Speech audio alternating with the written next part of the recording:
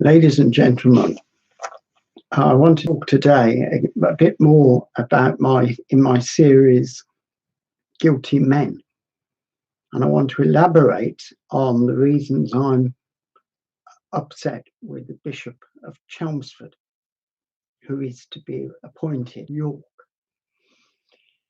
I also ask you to go to my Patreon page, which is go to Patreon, Patreon, and then to William Spring, because we support. This computer's a bit ropey and sometimes it doesn't get the message across. So go to Patreon and look for William Spring and see if you want to support. On a previous broadcast, I want to make it clear why I object to Chelmsford and why I object to his appointment as Archbishop of York. The main reason is for his unlawful dismissal, in my view, of a priest in his diocese. The priest was a governor of a Church of England school, and suddenly the priest found out that a group called the Mermaids were going into the school to transition young children. It was a primary school, to another sex. The governor thought he should object to this, or at least raise his concerns, which he did.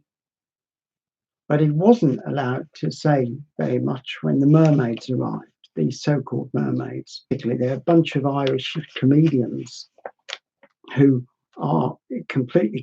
behave in a way completely contrary to the gospel.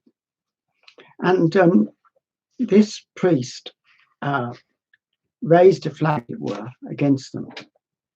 But he didn't get any support from his bishop, the Bishop of Chelmsford. And in fact, the bishop said to him, if you don't like it in the Church of England, you better clear off, or words to that effect. Now, I was concerned about this because I thought he had a perfect right to object to this type of nonsense.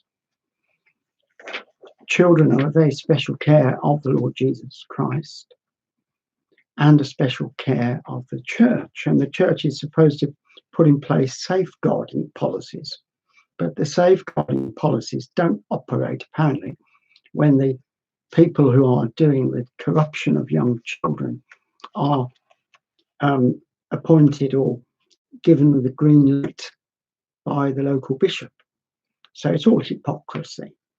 And I objected to this, but also as a trade unionist, I do run an independent trade union called Employees Representatives.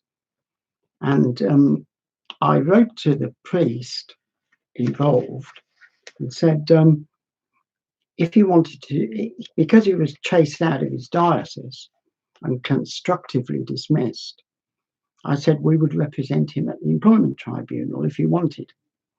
But he didn't take up our offer.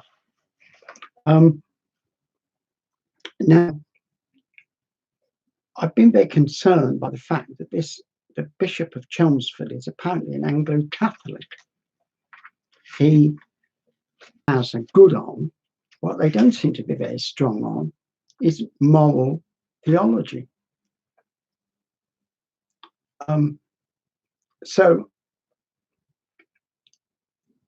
I'm concerned about the Church of England generally and about the fact that a great movement, the Oxford movement, doesn't seem to be able to stand up for basic moral values. In fact, it subverts them. It's certainly through the Bishop of Chelmsford, soon to be appointed the Archbishop of York, because sex and men and women, creation of gender and so on, is a matter to do with the Lord. It's not to do with taking young children aside and saying you must, take these drugs and then turn yourself, or so you think, into a girl or a boy.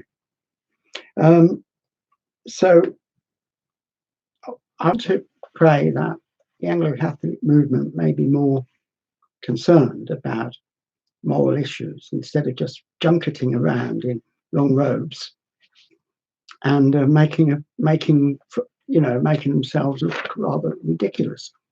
Because if there is no moral sense to the Anglo-Catholic movement, I don't understand why it's there. And it doesn't seem that the Bishop of Chelmsford does have any moral sense. He cannot be, as the Pentecostalists would say, saved. A saved person would not go around corrupting young children and corrupting their attitude towards sexuality. The early Oxford movement was made up of very saintly men. Keble, for example. So we need to pray, because the UK is in a very serious situation. ISIS. Nothing has been done about turning to God. When the Queen went to Windsor the other day, she made a statement full of vacuous stuff, but not mentioning God. In fact, but if there is a God, then maybe God is concerned about the current situation here, both in Europe and throughout the world. And in some way or other, a message is being sent to us, because we are under